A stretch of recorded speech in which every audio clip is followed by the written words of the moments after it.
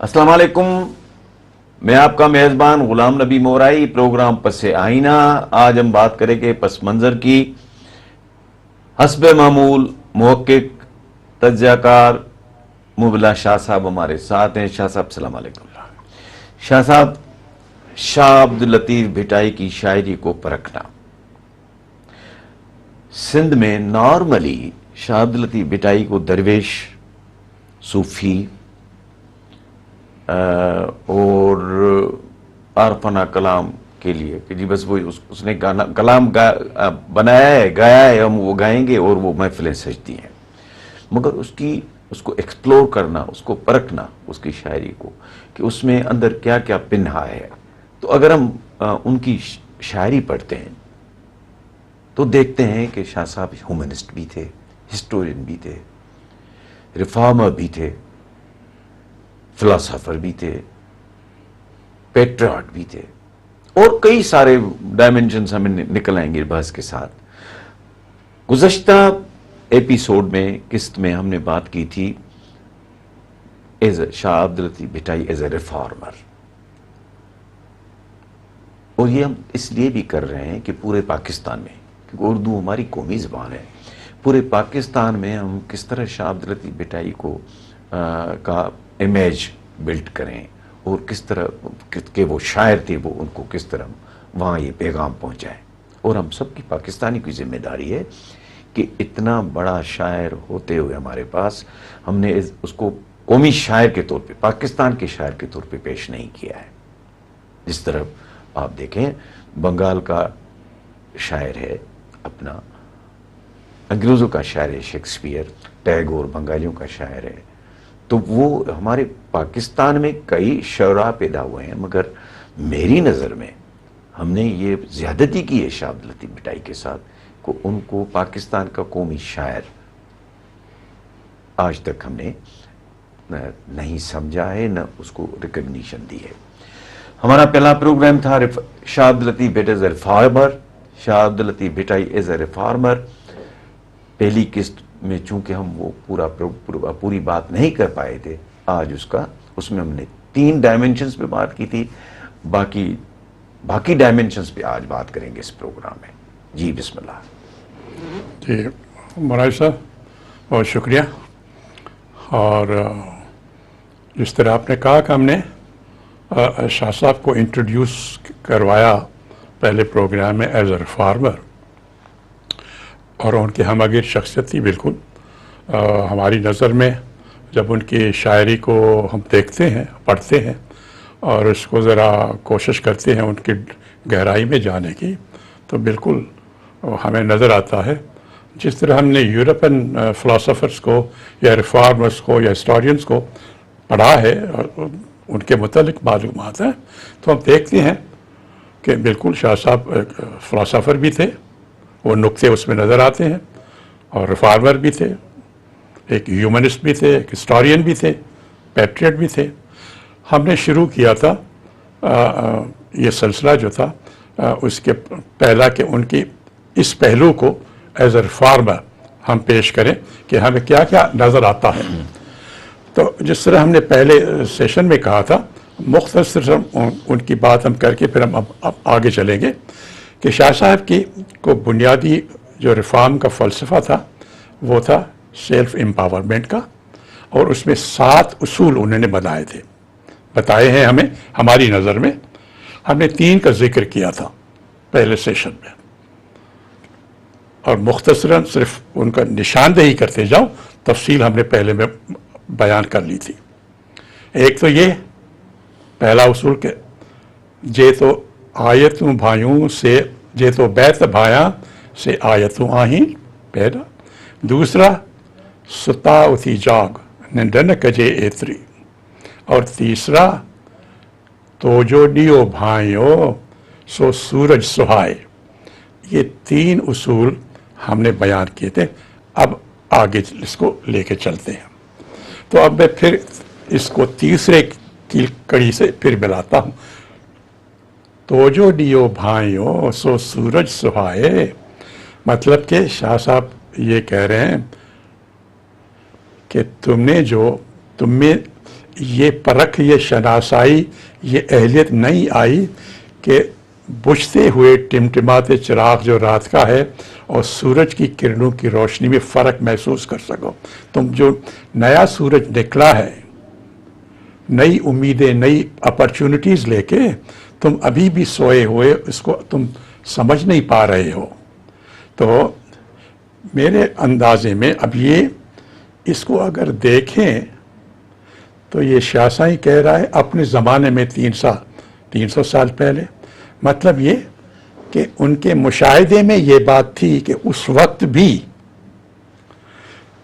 سندھ کے عوام کا یہ حال تھا کہ کئی لوگ، ان میں یہ علم یا اہلیت نہیں تھی، 300 سال پہلے کی بات ہو رہی ہے، کہ یہ اندھیرے اور اجالے میں فرق محسوس کر سکیں یا یہ کوشش کر پائیں کہ اندھیرے سے اجالے میں کس طرح جایا جاتا ہے. اب یہ 300 سال پہلے کی بات ہے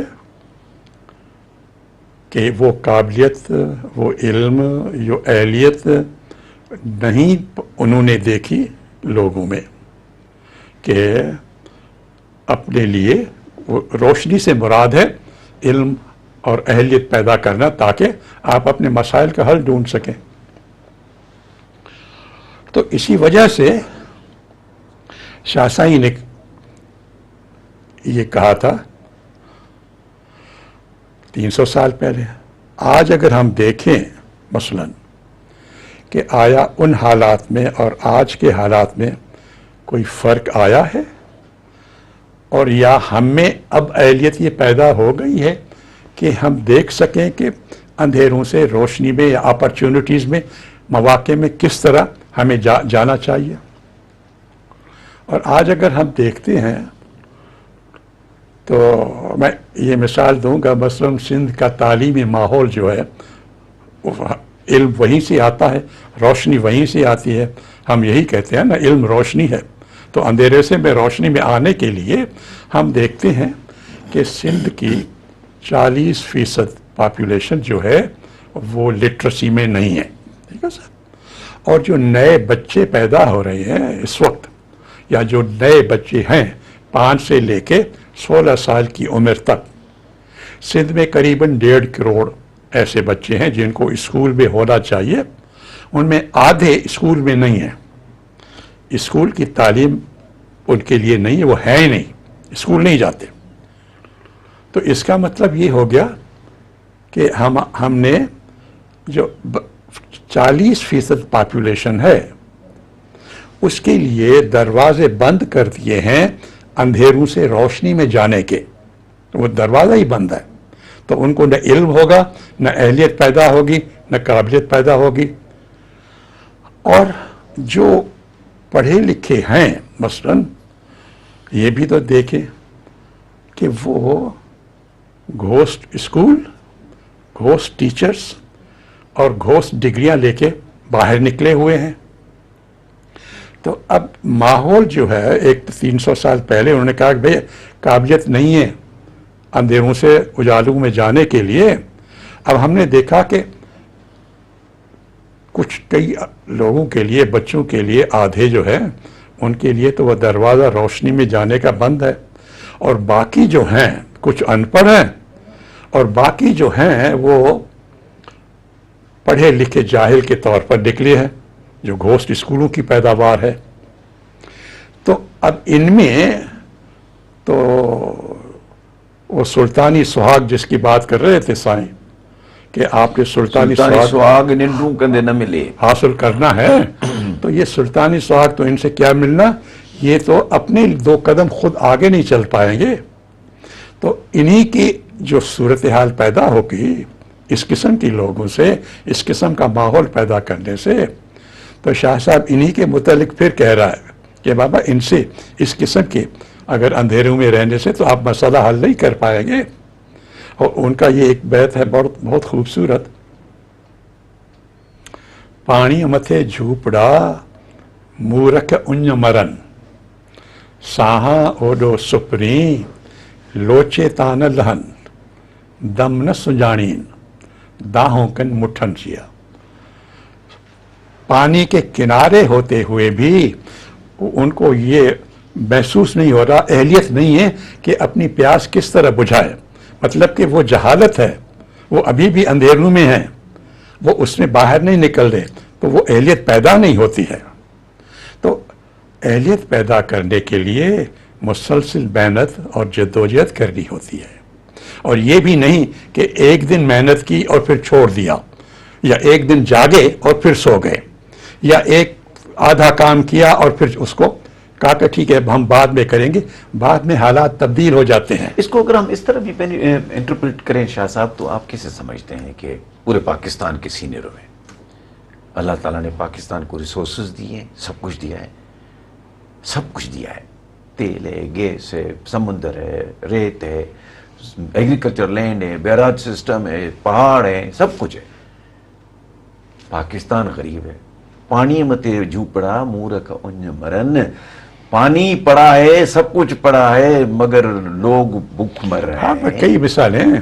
میں آج کے کئی مثالیں دے سکتا ہوں کہ مسائل کا حل وہاں موجود ہے، لیکن ہم میں وہ اہلیت پیدا ہی نہیں ہوئی، ہم ابھی بھی اندھیروں میں ہیں.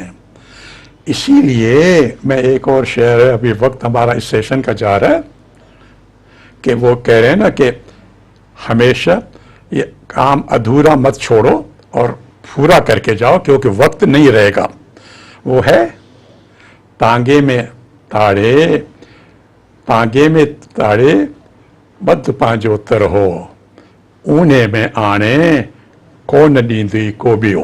واہ. اگر آپ نے شروع میں پوری تیاری نہیں کی اور آدھا کام سفر کر کے کرنے چھوڑ کی دیا یا تو آپ کو پھر حاصل نہیں ہوگا، وقت بدل جائے گا. اسی طرح یہی خوبصورت ایک اور بیت کہا ہے. اب متا تھے دوسرے وقفے میں نہ جائیں، یہ ابھی وقت فائنل ہے. متاں تھے اوندا ہے تو پیر نے نہیں پری. پیر نہ رہی پسیے جو. نیکسٹ جاتے ہیں. یہ بڑا زبردست، یہ دونوں جو آپ نے اشعار کہے ہیں زبردست ہے. ناظرین ملتے ہیں وقفے.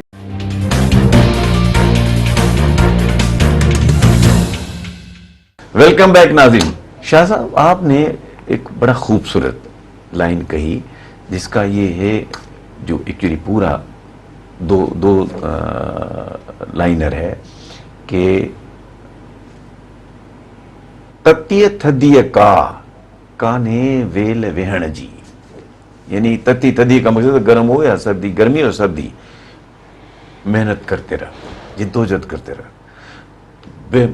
بیٹھنے کی یا چھوڑنے کی، منزل کی حاصل کرنے کی تمنا چھوڑنے کی کو گنجائش ہی نہیں ہے. تتیہ تدیہ کانے ویل وہن جی، متاں تھے اوندا تو پیر نے نہیں پی جو. کیونکہ جب اندھیرا ہو جائے گا، تم دن کی روشنی میں نہیں چلو گے اپنے منزل مقصود کو دیکھنے کے لیے، اندھیرا ہو جائے گا تو آپ کو تو وہ راستہ ہی نظر نہیں آئے گا کہ کہاں جانا ہے میں نے. اس کی اور بھی میں انٹرپریٹیشن دوں گا آپ کریں. بسم اللہ. بالکل. اچھا، ابھی یہ ہے نا، تو ہم ابھی جو بات کر رہے تھے کہ جی انہوں نے شاہ صاحب نے کہا بھائی یہ اہلیت پیدا کرو اور جس کام کو لو اس میں اتنے قابل ہو جاؤ کہ اپنے مسائل کو خود حل کر پاؤ، ادھورے نہ چھوڑو. یہ نہ ہو کہ تھوڑا سا جا کے پھر سو جاؤ.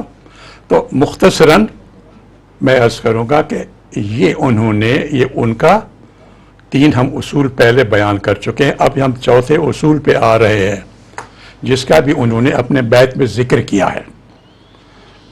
میں افسوس یہ کیا کہ بھائی یہ جو ہم کہہ تو رہے ہیں شاہ صاحب کہ آپ یہ کریں، آپ یہ کریں، آپ اہلیت پیدا کریں، آپ قابلیت پیدا کریں، کام کو ادھورا نہ چھوڑیں، پوری طرح آپ اس میں مہارت پیدا کر دیں، ورنہ آپ جیسے آئے تھے ویسے ہی چلے جائیں گے. اگر غربت ہے، بے وسی ہے، لاچاری ہے، ناانصافیاں ہیں، تو آپ اس کا تدارک نہیں کر پاؤ گے، ویسے ہی محروم رہو گے. تو آپ حاصل نہیں کر پاؤ گے اگر آپ نے اپنے عادتوں کو تبدیلی نہیں کیا. تو یہی ان کا بیت ہے کہ محروم تھی مری ویا، ماہر تھی نہ ہوا. یعنی ان کا افسوس کے ساتھ ذکر کر رہے ہیں کہ اتنی باتیں سمجھا رہا ہوں، محروم تھی مری ویا، محروم تھی مری ویا، مطلب منزل حاصل نہیں کی، مر گئے، کچھ کام نہیں کیا، سوتے رہے، اندھیروں میں رہے، اپنی مشکل اپنی اہلیت قابلیت پیدا نہیں کی تاکہ وہ محروم تھی مری ویا، پانی کے کنارے ہوتے ہوئے بھی پیاسے رہے، محروم تھی مری ویا، محروم تھی مری ویا، ماہر تھی نا وہ، ماہر، واہ کیا بات ہے نا. تو یہ تین ہم نے مار ہو کے نہیں مرے، اپنی چیز میں ایکسپرٹ ہو کے نہیں مرے، محروم ہو کے مر گئے کیونکہ جد و جہد نہیں کی. ٹھیک ہے صاحب. تو شاہ صاحب کا چوتھا اصول یہ ہوا، تین پہلے بیان کیے، چوتھا یہ کہ بھائی ماہر بنو، چھوٹی موٹی باتوں پہ نہ کرو،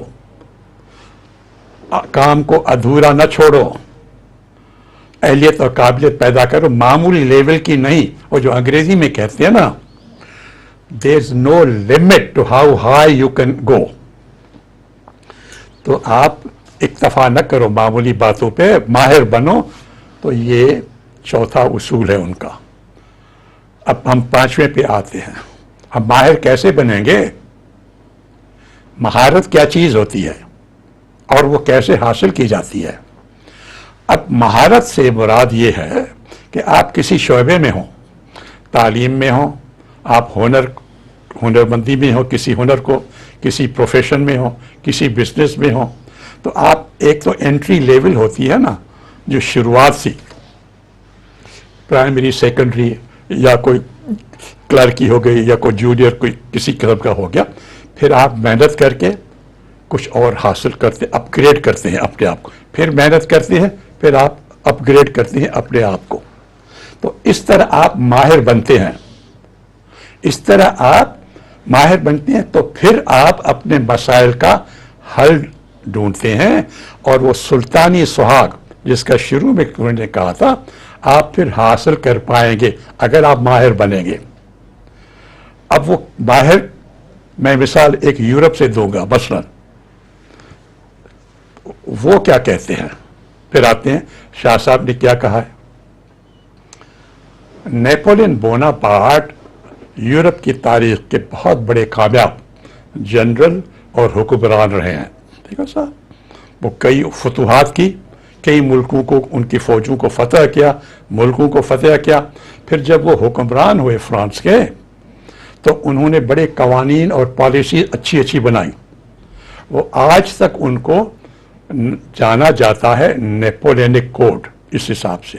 اور آج بھی یورپ کے کئی ممالک جو ہیں اپنے قوانین اور پالیسیز نیپ کوڈ جو ہے اس کو سامنے رکھ کے اس سے متاثر ہو کے بناتے ہیں. تو نیپولین سے کسی نے پوچھا کہ اتنے بڑے کیسے ہو گئے آپ؟ کیونکہ وہ تو ایک غریب خاندان کا فرد تھا. تو اس کا ایک بہت مشہور مقولہ ہے، جملہ ہے، اب پہلے انگریزی میں کہتے ہیں پھر انگریزی اس کا ترجمہ کرتے ہیں. تو نیپولین نے جواب دیا کہ میں کیسے اتنی میں نے عظمت حاصل کی. He says strength and growth come from continuous effort and struggle. واہ. کہ بھائی طاقت ہو یا مہارت ہو اور اس میں اپ گریڈ کرنا، بڑھاتے جانا، اپنی اہلیت کو، قابلیت کو، اپنی طاقت کو، مہارت کو بڑھاتے جانا. اس کی وجہ یہ ہے کہ میں مسلسل محنت اور جدوجہد کرتا رہا ہوں. اب میں آؤں گا اس پہ جو آپ نے شعر پہلے کہا تھا. شاہ صاحب نیپولین بوناپارٹ سے 75 سال پہلے یہی بات کہہ گئے. جو نیپولین بوناپارٹ کہہ رہا ہے کہ میری بڑائی کا جو راز ہے وہ مسلسل محنت میں ہے. تو شاہ صاحب نے یہی کہا ہے، تتی تھدی کانے ویل ویڑ جی. اب اس میں میری نظر میں دو اصول آ جاتے ہیں، میں ان کو الگ کروں گا. پہلا تو یہ ہے کہ تتی تھدی کا ہے، یہ وہی بات ہے جو نیپولین کہہ رہا ہے کہ مسلسل محنت اور جدوجہد کرو، گرمی ہو یا سردی ہو، دن ہو یا رات ہو، آپ مسلسل جدوجہد کرو گے تو آپ عظمت کو پاؤ گے، کوئی بھی جس شعبے میں آپ ہوں. اس میں کہتا ہے اس میں کوئی وقت نہیں آپ کے پاس، سستی کرو یا کاہلی کرو، آپ محنت کرتے رہو. ٹھیک ہے صاحب. اب یہ بات ہو گئی. وہی بات جو یورپن ایک بہت بڑا کامیاب آدمی کہہ رہا ہے، اس سے 75 سال پہلے شاہ لطیف نے یہی بات کہی تھی. اب اسی شعر کو 2 حصوں میں کروں گا. پہلا تو یہ آ گیا تتی تھدی کا ہے. دوسرا اس کا حصہ ہے کانے ویل وہن جی. میری نظر میں یہ ایک الگ ان کا نقطہ، الگ پرنسپل وہ بتا رہے ہیں. وہ کیا ہے؟ کانے ویل وہن جی مانے کوئی وقت ضائع کرنے کے لیے نہیں ہے. مطلب یہ ہے کہ وقت کی عزت کرو. Time is value. Time creates wealth and value. Learn to respect the time. پہلا ہے مسلسل جدوجہد کرو. یہ ان کا 5واں اصول ہو گیا. چھٹا ہو گیا کہ آپ وقت کی عزت کرو. اب آپ اکنامکس میں ہم آتے ہیں کہ شاہ صاحب نے یہ جو کہا ہے نا، اکنامکس کے 4 اصول ہیں نا، ہر ایک نے پڑھا ہے جس کسی نے بھی، کہ 4 فیکٹرز آف پروڈکشن ہیں جس سے دولت یا ویلیو پیدا ہوتی ہے. Land, labour, capital, management. ٹھیک ہے سر. اب پچھلی صدی میں خاص طور پر جیپنیز نے یہ شروع کیا کہ صاحب 4 کے علاوہ 5واں فیکٹر بھی ہے، ایک 5واں عنصر بھی ہے جو ویلتھ اور ویلیو پیدا کرتا ہے. یہ ہوا ممکن اس وجہ سے چونکہ ٹیکنالوجی میں بڑی ڈیولپمنٹس ہوئی اور پھر بین الاقوامی ملٹی نیشنل کارپوریشنز ہو گئے. ادھر بھی پروڈکشن ہوئی، دوسرے ملک میں بھی ہوئی، دوسرے بھی ہوئی. اور یہ خاص طور پر یہ ٹویوٹا کمپنی نے شروع کیا پہلے، پھر اب تو جاپان نے اور پھر امریکہ نے، دوسروں نے بھی اس کو کہا. انہوں نے کہا صاحب چوتھا 4 فیکٹرز تو کلاسیکل اکنامکس میں ہیں. 5واں factor of production is time, کیونکہ time produces value and wealth. یوں سمجھے اگر ایک دن میں آپ 100 چلیے کمپیوٹر بنا لیتے ہیں، اور اگر آپ روبوٹکس استعمال کریں گے، نئی ٹیکنالوجی استعمال کریں گے، تو آپ ایک ہی دن کے اندر 100 کے بجائے 200 کمپیوٹر تیار کر پائیں گے. وقت وہی ہے. اس وقت کو صحیح استعمال کیا تو آپ نے اپنی پیداوار کو ڈبل کر لیا، اپنی انکم کو، اپنی ویلتھ کو ڈبل کر لیا. یا پھر آپ نے یہاں دن ہے اور ملیشیا میں مثلا رات ہے یا برازیل میں رات ہے، تو آج یہاں آپ نے پیدا کیا، پھر جب یہاں رات ہوئی وہاں پہ دن ہو گیا، آپ نے پھر وہاں پروڈکشن کی فیکٹری لگائی. مطلب یہ ہے کہ آپ اسی ٹائم کے اندر you can multiply your production economically. وہی بات ہو رہی نا. تو 5واں فیکٹر آف پروڈکشن یہ ٹائم ہے، اور شاہ صاحب نے یہی کا 2 باتیں کہی. وہ ہمارا ایک 5واں اصول انہوں نے کہا، اور چھٹا محنت کرو، تتی تدی کا ہے، اور چھٹا یہ کہ کانے ویل وہن جی، وقت کو ضائع نہ کرو کیونکہ وقت ٹائم از اے ویلیو. ناظرین وقفہ، ملتے ہیں وقفے کے بعد.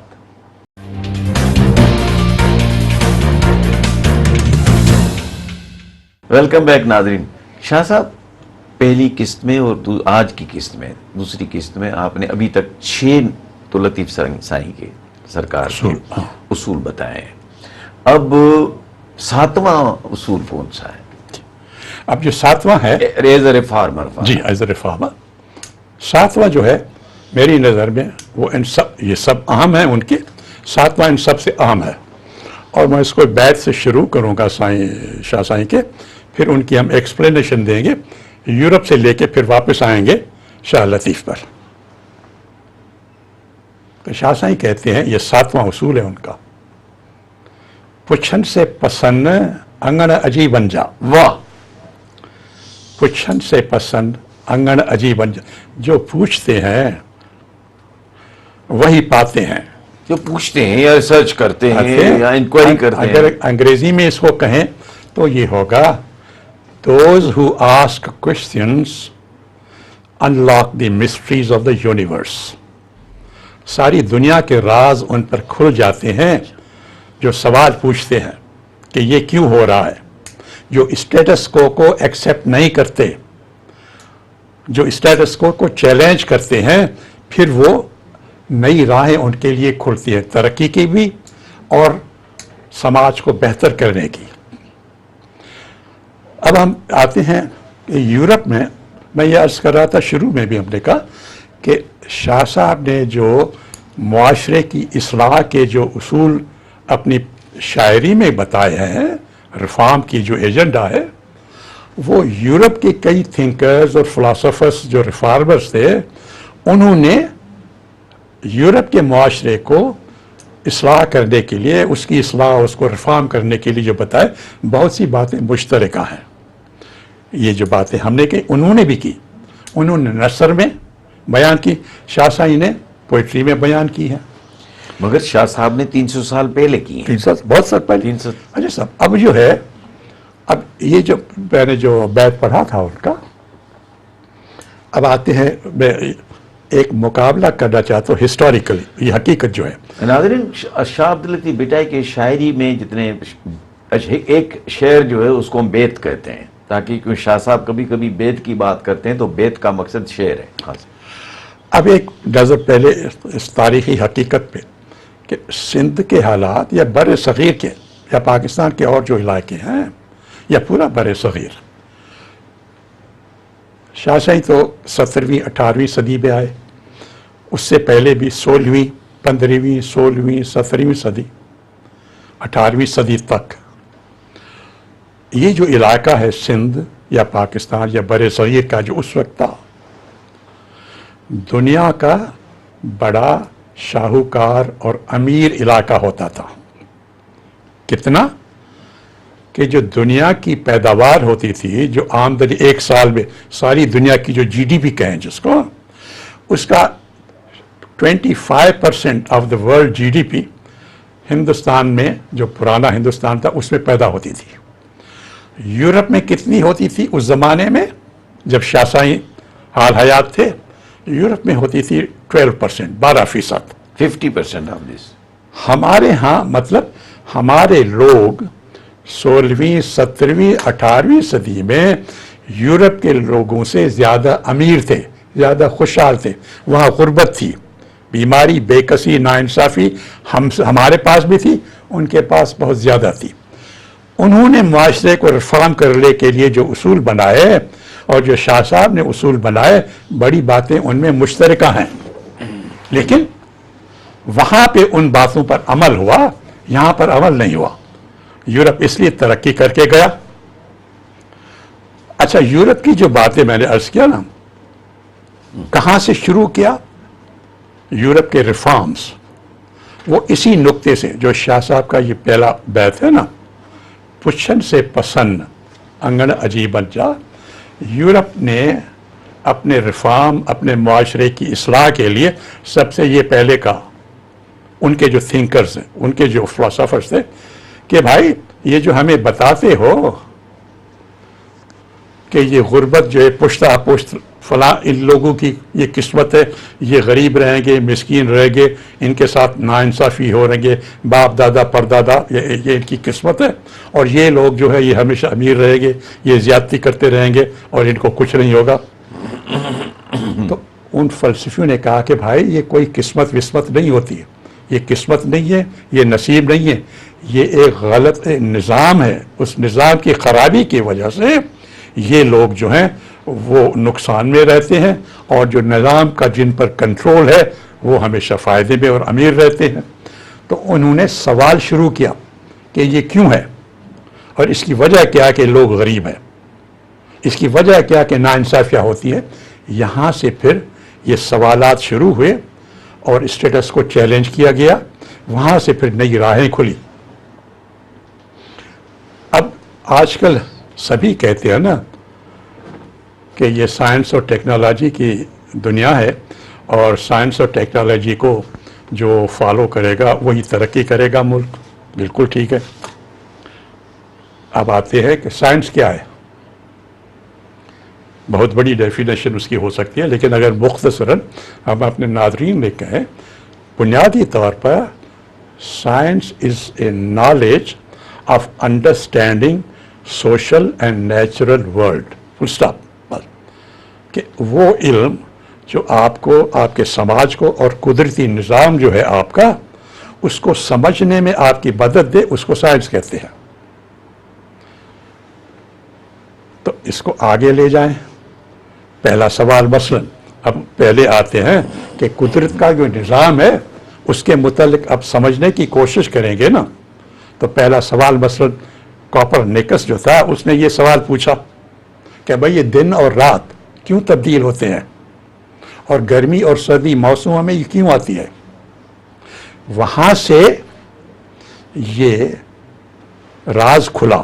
وہی پچھن سے پسند انگن عجیب بن جا. اب نئے راز ان کو کھلیں گے نا، جو چیزیں عجیب لگتی ہیں.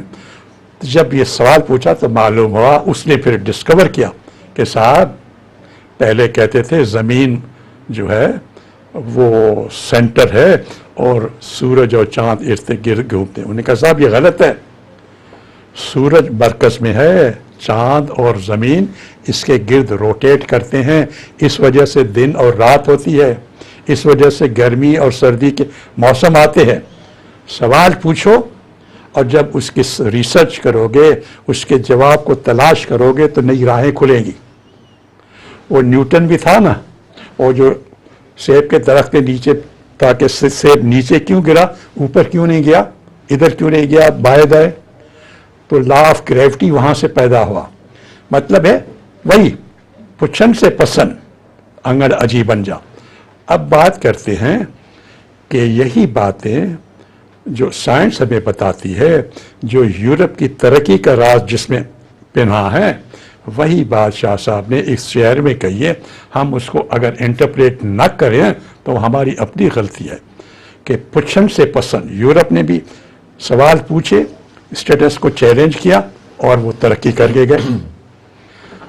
اب ہم چونکہ ٹائم ہمارے پاس کم ہے تو میں دو باتیں عرض کروں گا، پھر ہم اپنے پروگرام کو خاتمے پہ لے آئیں گے. ایک تو یہ ہے کہ ہم سم اپ کریں کہ وہ 7 اصول کون سے تھے جو شاہ صاحب نے ہمیں بتائے تھے. تو مختصر بات تفصیل میں ہم کچھ گئے ہیں جو بھی وقت ملا، لیکن پھر ایک جسٹ ہم ان کو ٹائٹل، ان کا نام لیتے رہ گئے. پہلا، جے تو بیت بھایاں سے آیتوں آہن.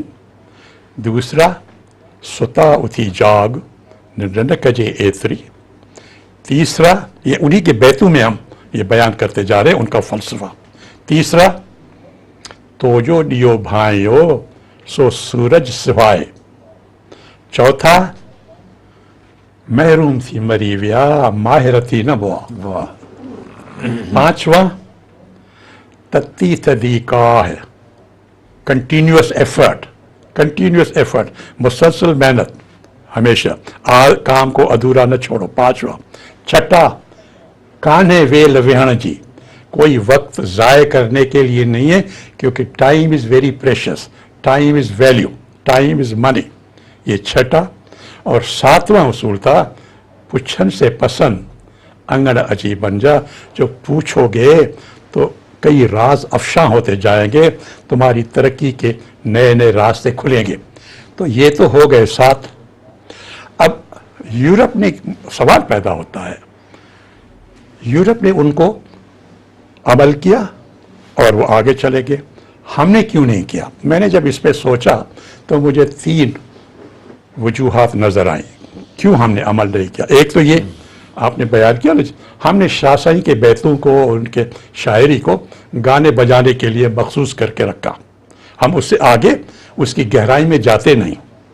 دوسرا، کچھ جو صاحبان ہیں انہوں نے کہا کہ جی یہ شاہ صاحب کا جو کلام ہے اس کے روحانی معنی ہیں، یہ عارفانہ کلام ہے، یہ آپ کو اوپر کے جو ہے اس سے لے جاتے ہیں.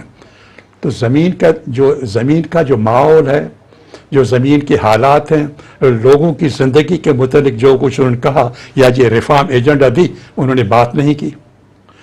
تیسرا جو ہوا ایک اہم عنصر، اور جو شاہ صاحب نے اپنے بیت میں ذکر کیا، ہم نہیں ذکر کرتے عقوبت، تو نادر شاہ اور احمد شاہ ابدالی نے شاہ صاحب کی وفات سے 12-13 برس پہلے سندھ پہ حملہ کیا تھا. لوٹ مار مچی، افراتفری کا عالم تھا اور لالس نے تھی، بڑی مشکلات پیدا ہو گئی تھی لوگوں کے لیے. نادر شاہ نے بھی، احمد شاہ نے بھی اسی طرح کیا، اور احمد شاہ تو ہزاروں لوگوں کو لے کے آیا تھا، یہاں پہ سیٹل کرایا انہوں نے. تو شاہ صاحب نے یہ لوٹ مار اور لالسنس اور یہ غربت جو بڑھ گئی تھی اس کو سامنے رکھ کے ایک شعر کہا ہے، ایک بیت کہا ہے، جس پر میں ختم کروں گا اپنے پروگرام کو. اور شکوہ بھی کیا ہے، افسوس بھی کیا ہے حالات سندھ کے دیکھ کے. ویا مور مری ہنجن رہو ہیکڑو، وطن تھیو وری کوڑن کانے رنجو. سلام. ناظرین، پروگرام اختتام پذیر ہوا. خدا حافظ.